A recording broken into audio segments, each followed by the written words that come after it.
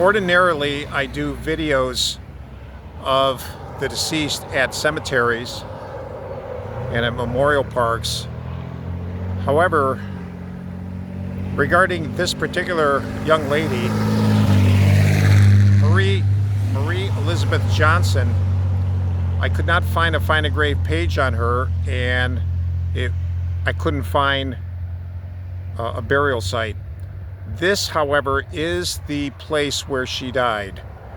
We are sitting right now at the corner of Silverado Canyon and Santiago Canyon roads. She died at this corner.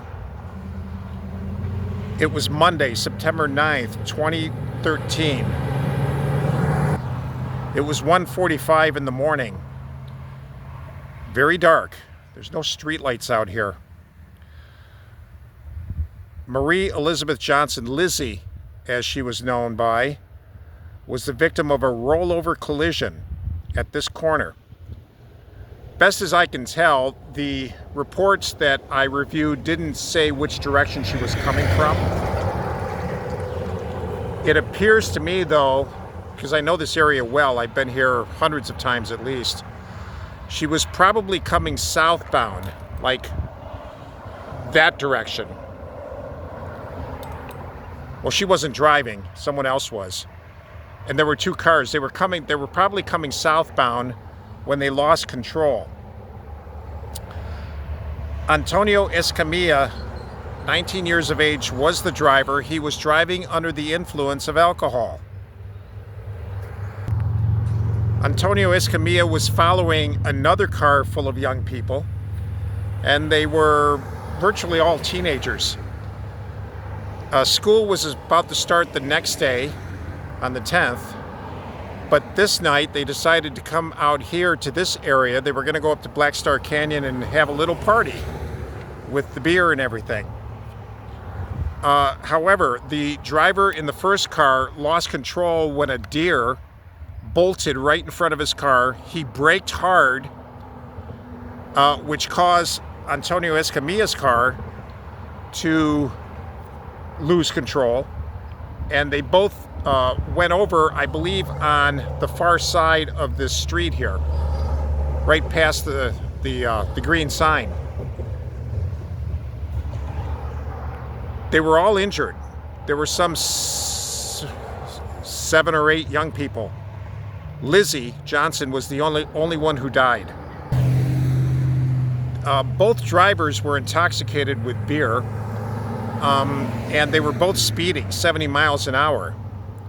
Now, folks, 1:45 in the morning on a country street like this where there's no street lights, your visibility is shot.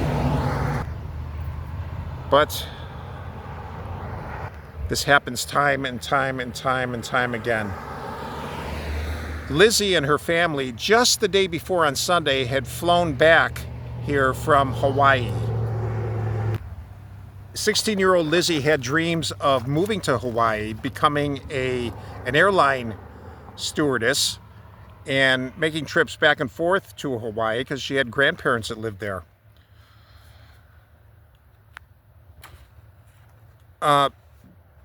In a couple of days, the Irvine High School, where she was supposed to be attending, was in mourning.